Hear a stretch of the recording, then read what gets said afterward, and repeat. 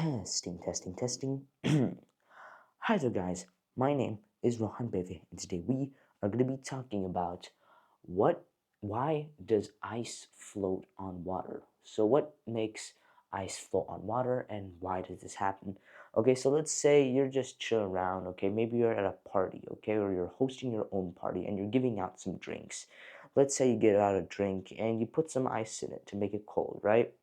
And you see the ice floats on top. But have you ever wondered, why does ice float on top of water? Well, in order to understand that, first we have to look at the molecular level. Okay, so the water molecule, okay, H2O, okay, has hydrogen bonds. Okay, with these bonds basically connect the water molecule to the other water molecules. Okay, now the thing is, inside of a water, okay, in its liquid state, these hydrogen bonds, okay, break and reform all the time. They do this constantly, okay? Now, due to this, that means the water molecules can be arranged and packed tightly, okay? So they can do that. Now, when, let's say, we put some water in some trays and then put it in the freezer and they freeze, okay?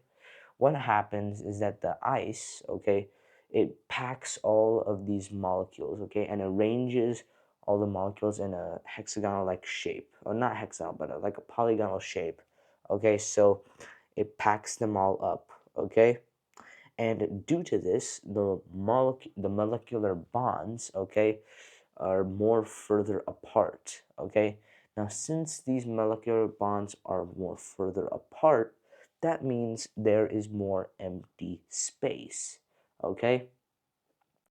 Now, because there's empty space, that means ice has low density, okay, which generally is 0.92 grams cubic centimeters, okay, stuff like that. And water's weight is around 1 centimeter squared, not squared but cubed, okay.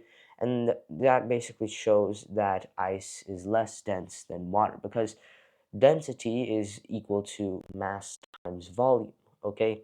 Now, because of this, due to this, okay, ice has more space, but the mass is the same, okay. Now, due to this, due to the Archimedes principle that basically states that the less dense an object is than the fluid they're on, that means it can float, okay?